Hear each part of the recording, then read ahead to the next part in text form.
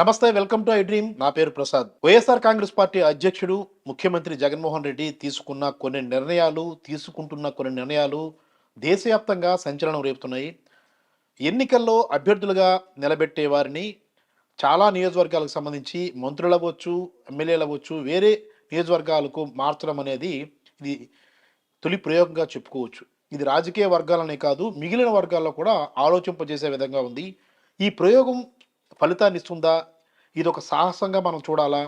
ఏ పరిస్థితుల్లో ఇలాంటి మార్పులు జరుగుతున్నాయి? ఈ ఈ మార్పుల ప్రక్రియ అనేది ఇదొక అంటే తొలిసారిగా జరుగుతున్న ఈ ప్రక్రియ అనేది సక్సెస్ అయితే ఖచ్చితంగా మిగిలిన రాష్ట్రాలు కూడా, ఆయా ప్రాంతాలకు సంబంధించిన పార్టీలు కూడా అనుసరించే అవకాశం ఉంటుందా? ఇదే ప్రస్తుతం ఉన్న చర్చ. ఈ అంశానికి సంబంధించి మనతో అంబేద్కర్ యూనివర్సిటీ మాజీ వైస్ ఛాన్సలర్ హనుమంతు లజపతిరాయ్ గారు ఉన్నారు. సార్ నమస్తే సార్. నమస్కారం. సార్, మన రాష్ట్రం ఇప్పుడు ఏదైనా మన విద్యా వ్యవస్థలో ఇప్పుడు కేరళను దాటి ఆల్రెడీ మనం ఫస్ట్ ప్లేస్‌కి వచ్చేసాం. చాలా సంతోషకరమైన విషయం అది. అయితే రాజకీయాల్లో కూడా ముఖ్యమంత్రి జగన్మోహన్ రెడ్డి తీసుకుంటున్న నిర్ణయాలు ఎవడికి అడ్డుపడడం లేదు. 40 ఇయర్స్ ఇండస్ట్రీ అనుకుంటే చంద్రబాబు కూడా అయోమయంలో పడిపోయే పరిస్థితి ఉంది. అంటే ఏమైనా కానీ ఈ అభ్యర్థుల మార్పు అనేది మంత్రుల్ని పక్క నియోజకవర్గాలకు, ఆ పక్క నియోజకవర్గాలకు తరలించి అక్కడి నుంచి పోటీ చేయండి అని దిశానిర్దేశం చేస్తున్నారు. ఇది ఈ దేశంలో ఫస్ట్ టైమ్ జరిగినట్లుగా మనం అనుకోవాలా సార్ ఇది? అవునండి. ఇది గతంలో ఎవరు కూడా ఏ ముఖ్యమంత్రి గారు గానీ ఇలాంటి ప్రయోగాలు చేసినటువంటి సందర్భాలైతే లేవు. హ్మ్. ఇది ఇప్పుడు ఒక ఒక అంశం ఏంటంటే, ఒక అధికారంలో ఒక పార్టీ కొంతకాలం అధికారంలో ఉన్న తర్వాత అవును. ఆ పార్టీ మీద కొంత యాంటీ ఇన్కంబెన్సీ అంటాం. కొంత వ్యతిరేకత కూడా సహజంగానే వస్తుంది. ఓకే. అది ప్రజాస్వామ్యంలో అది సహజమైన పరిణామం. హ్మ్. అలాగే స్థానిక అభ్యర్థుల మీద కూడా ఎమ్మెల్యేలు. స్థానిక ఎమ్మెల్యేలు ఎవరైతే ఇప్పుడు ఉన్నారో ఆ పార్టీకి వైఎస్ఆర్సీపీ పార్టీకి సంబంధించిన అభ్యర్థులు వాళ్ళ మీద ఉన్నటువంటి వాళ్ళ బలాబలాలు కూడా సీఎం గారు బేరీజ్ వేసుకుంటారు. యెస్. అవును సార్. అంటే ఆయన ప్రధాన నాయకుడు పార్టీ అధ్యక్షుడిగా ఆయన అల్టిమేట్ అతని తాలూకా ఎయిమ్ ఏంటంటే పార్టీ గెలవాలి అనేది ప్రధాన నాయకుడు ప్రగాఢంగా దాని మీద ఆలోచన చేస్తూ ఉంటాడు. అలాంటి ఆలోచన చేసినప్పుడు అతని దగ్గర కొంత సమాచారం ఉంటుంది. ఇప్పుడు ఉన్నటువంటి స్థానిక ఎమ్మెల్యేలు వాళ్ళ పనితీరు కానీ, అక్కడ ప్రజల్లో వాళ్ళ మీద ఉన్నటువంటి అభిప్రాయాలు కానీ, అంటే ఇక్కడ స్థానిక నాయకులు నిజంగా అక్కడ ప్రజలకు సేవలు అందించడంలో విఫలమయ్యారా అంటే అది మనం చెప్పలేం. కానీ ఎంతో కొంత వ్యతిరేకత అనేటటువంటిది ఓవరాల్గా ప్రభుత్వం మీద ఎలాగైతే ఉంటుందో, ఒక అధికారంలో ఉన్న ప్రభుత్వం మీద ఎలాగైతే ఉంటుందో, స్థానిక నాయకత్వం మీద కూడా ఉన్నటువంటి ఎమ్మెల్యేల మీద కూడా కొన్ని సందర్భాల్లో ఉంటుంది. సమీకరణాలు కూడా ఎందుకంటే అనేక సమీకరణాలు ఉంటాయి. తర్వాత ఈ కార్యకర్తలు అందరి విషయాల్లో కూడా వాళ్ళ ఎక్స్పెక్టేషన్స్ కూడా ఎక్కువగా ఉంటాయి. మాకేదో అది చేయాలి, ఇది చేయాలి, పార్టీకి మేము సేవ చేస్తాం, మాకు అన్నీ జరగాలి అనే ఆలోచనలు ఉంటాయి. అయితే ఈ అసంతృప్తిని పూర్తిగా పారద్రోలడం ఏ నాయకుడికి కూడా సాధ్యం కాదు. సో అసంతృప్తిని మేనేజ్ చేసుకుంటూ తిరిగి అధికారంలోకి రావాలి అనేటటువంటిది సీఎం గారి తాలూకా జగన్మోహన్ రెడ్డి గారి తాలూకా ఆలోచనగా నాకు కనబడుతూ ఉంది.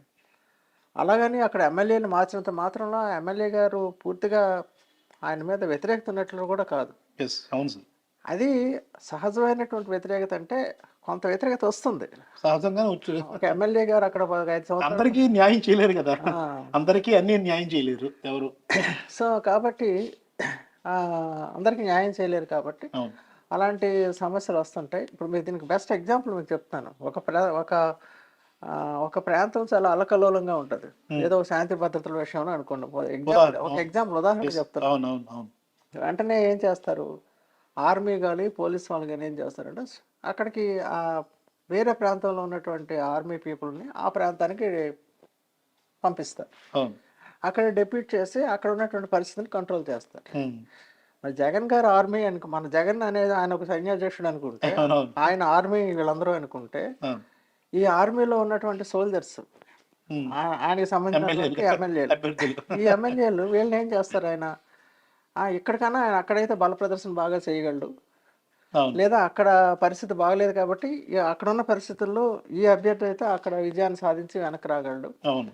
అనేటటువంటిది ముఖ్యమంత్రి గారి వ్యూహంలో అదొక అంతర్భాగంగా ఒక ఆలోచనలాగా ఉన్నట్లుగా నాకైతే తోస్తుంది. యెస్. అంటే ఒకటి సార్, అంటే జగన్మోహన్ రెడ్డి గారు తీసుకున్న నిర్ణయాన్ని అయోమయంగా తీసుకున్న నిర్ణయంగా భావించాల్సి ఉంటుందా? లేదంటే నాయకత్వ లక్షణాల్లో ఇదొకమైన భాగంగా మనం భావించాల్సి ఉంటుందా? 100% ఇది నాయకత్వ లక్షణాల్లో ఒక భాగం. ఇప్పుడు ఒక హ్మ్. ఎమ్మెల్యే గారిని ఇంకొక ప్రాంతానికి వెళ్ళి మీరు అక్కడ పోటీ చేయండి అని ఆయన చెప్పారు. యెస్. ఈ ఆయన నిజమైన నాయకుడు అయితే తన నాయకత్వ లక్షణాలకి పదును పెట్టడానికి ఒక అవకాశం, తనలో ఉన్నటువంటి ప్రతిభను చూపెట్టడానికి కూడా ఆ ఎమ్మెల్యే గారికి వేరే ప్రాంతంలో కూడా నాయకత్వం వహించి అక్కడ మంచి ఫలితాలు సాధించడానికి అదొక అవకాశం. యెస్. అంతే. హ్మ్. హ్మ్. సో ఇది మనం ఏం చేయాలంటే దీన్ని ఒక ఛాలెంజ్గా తీసుకోవాలి. హ్మ్. ఉన్నటువంటి ఎమ్మెల్యేలు అందరూ కూడా ఎవరైతే మార్పులు చేర్పులకి మరి ఆ అవకాశాలు కలుగుతున్నాయో ఇది ఒక అవకాశంగా భావించాలి. అంటే తమ నాయకత్వాన్ని మరింత పదును పెట్టుకోవడానికి, తమ సమర్థత నిరూపించుకోవడానికి కూడా ఒక గొప్ప అవకాశంగా ఎమ్మెల్యేలు భావించాలి. అవును. అంతేగాని నన్ను ఈ ప్రాంతం నుంచి ఆ ప్రాంతానికి పంపించారు కాబట్టి అక్కడ నేను విఫలమైపోతారు అనేటటువంటి ఆలోచన ఉండకూడదు. ఈ నాయకుడి రక్షణ కాదు. యెస్. హ్మ్. నాయకుడు అనేవాడు ఎప్పుడు కూడా కంఫర్ట్ పొజిషన్‌లో ఉండడు. అవును. నాయకుడు ఎప్పుడు కూడా సాక్రిఫైస్ అయిపోతూ ఉంటాడు. ప్రజల కోసం, పరిస్థితుల కోసం, అక్కడ ఉన్నటువంటి స్థానిక అవసరాల కోసం. యెస్. రాజకీయ జీవితం అంటేనే పూర్తిగా త్యాగం అయిపోవాలి. హ్మ్. చాలామంది అనుకుంటాం ఎమ్మెల్యేలు వాళ్ళకి అది ఇది అన్నీ చాలా ఉంటాయి. రెడ్ కార్పెట్ కాదు ఇది. అది రెడ్ కార్పెట్ అయితే కాదు. ఎందుకంటే ఇప్పుడున్న రాజకీయాలు, అవును. ఒకప్పుడు రాజకీయాలు వేరు. ఇప్పుడు ప్రజల తాలూకా ఎక్స్‌పెక్టేషన్స్, ప్రజల తాలూకా ఊహలు, ప్రభుత్వం ఇది చేయాలి, అది చేయాలి అనేటటువంటి ప్రజల ఎక్స్‌పెక్టేషన్స్ కూడా మితిమీరుతున్నాయి. ఎక్కువవుతున్నాయి. అవును సార్. ఎక్కువవుతున్నాయి. ఈ ఎక్కువవుతున్న సమయంలో వీటిని తట్టుకొని 24/7 యెస్. అంతే. పనిచేసే అందుబాటులో అందుబాటులో ఉండేటటువంటి నాయకులు, మరి దానికి సంబంధించిన సమర్థత, దానికి సరిపోయినటువంటి ఆ ఓపిక, యెస్. ఇవన్నీ కూడా నాయకులకు ఉండాలి. తర్వాత ఇంకోటేంటంటే ఆహ్, స ఒక ప్రాంతంలో ఒక ఎమ్మెల్యే ఒక 5 సంవత్సరాలు పనిచేస్తుంటే అక్కడ ఉన్నటువంటి ప్రతిపక్షాలు ఉంటాయి కదా! అవును. ఆ నియోజకవర్గంలో. ఆ ప్రతిపక్ష వాళ్ళేం చేస్తారు? ఈ ఎమ్మెల్యే ఇలా చేయటం లేదు, అలా చేయటం లేదని చాలా వరకు కొంత నెగెటివ్ ప్రచారాన్ని బాగా చేస్తారు. అవును. కొంత ఈ ఎమ్మెల్యే గారు చేయటంలో కొంత విఫలం అదొక 20, 30% ఉంటే, వాళ్ళ ప్రచారం ఒక 50, 70% ఉంటది. అవును.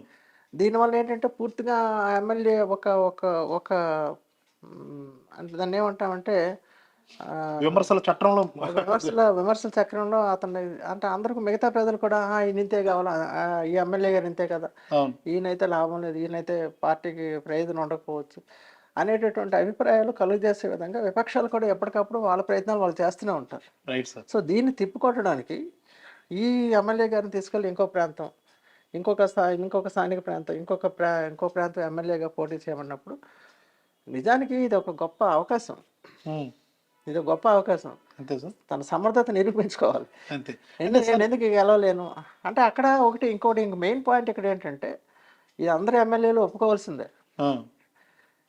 100% జగన్ గారి సంక్షేమ పరిపాలన ఏదైతే ఆ రాష్ట్రంలో నలుమూలలా అన్ని ప్రాంతాల్లో సమానంగా విస్తరించుంది. అవును. అంతే. సో ఈ సమానంగా అందరికీ సమానంగా ఫలితాలు అందుతున్నాయి. అవును. అందరూ ప్రజలు లబ్ధిదారులుగా ఉన్నారు. ఈ పరిస్థితుల్లో ప్రజలు కూడా ఎలా చూస్తారంటే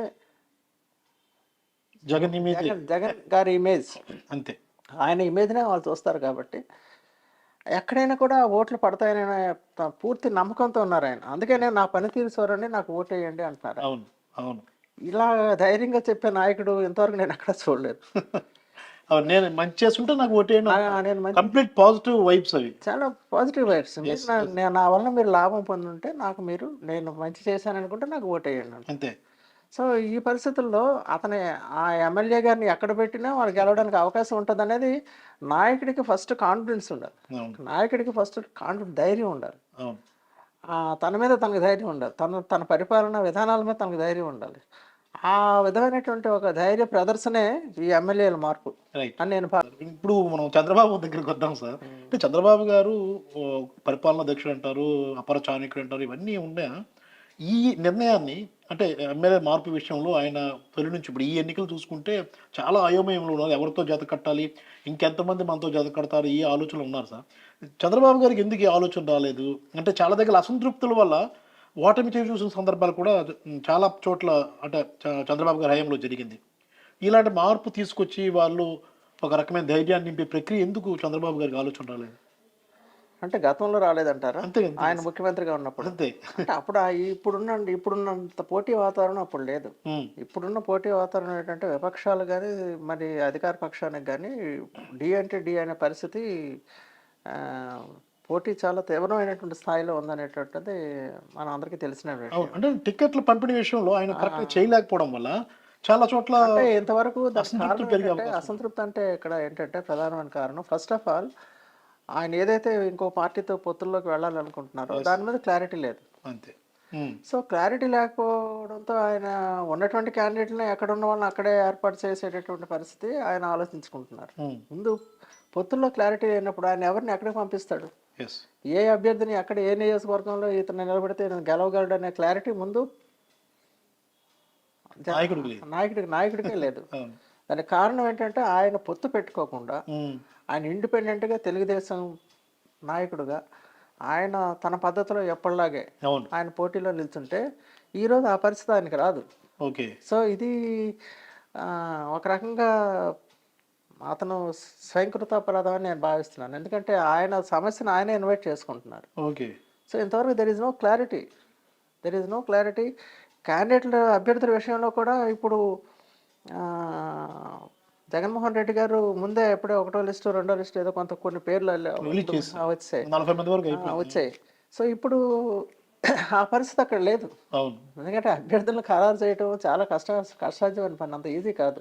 అవును. సో జగన్మోహన్ రెడ్డి గారికి సంబంధించినంత వరకు ఆయన కంప్లీట్ క్లారిటీ ఉంది. ఆయనకి ఏంటుంది క్లారిటీ, నా సంక్షేమ పథకాలు నన్ను గెలిపిస్తాయి అనే పూర్తి క్లారిటీతో ఆయన ఉన్నారు. ఓకే. ఆయనకి పొత్తు అవసరం లేదు. అవును. ఆయన సింహం సింగిల్గానే వెళ్తుందని ఆయన మొదటి నుంచి చెప్తున్నారు. అవును.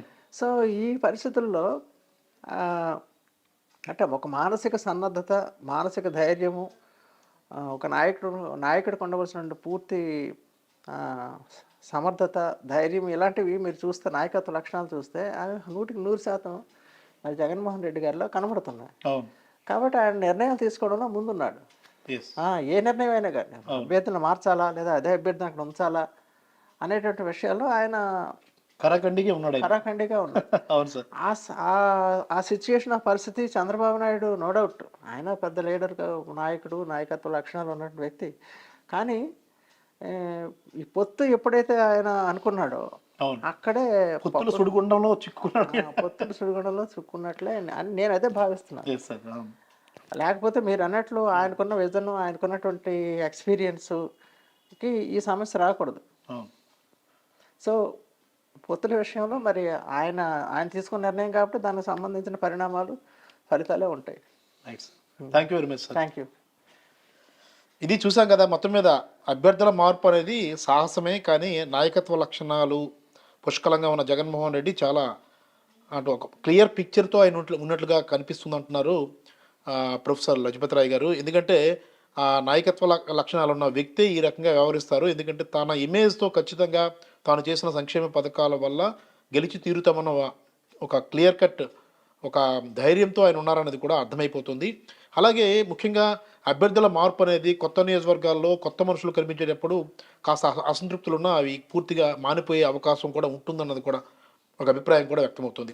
మరోవైపు చంద్రబాబు నాయుడు ఇంత సీనియర్ పొలిటీషియన్ అయినప్పుడు కూడా ఎలాంటి థాట్ రాలేదు. అసంతృప్తులను పెంచి పోషించుకున్నారే తప్ప ఇలాంటి ఆలోచన విధానానికి ఆయన ఇప్పుడు కూడా శ్రీకారం చుట్టిన దాఖలాలు కూడా లేవు. మరి ఇప్పుడు పొత్తుల సుడిగుండంలో చిక్కున్న చంద్రబాబు అభ్యర్థుల ప్రకటనే ఆయనకి తలకమించిన పరిణామంగా మారబోతుందన్న అభిప్రాయాలు కూడా వ్యక్తమవుతున్నాయి. మరి ఈ అభ్యర్థుల మార్పు అనేది ఖచ్చితంగా ఎలాంటి పరిణామాలు చూపిస్తుందన్నది కూడా వేచి చూడాల్సిన అంశం. కెమెరామెన్ మూర్తితో ప్రసాద్, ఐడ్రీ మీడియా, విశాఖపట్నం.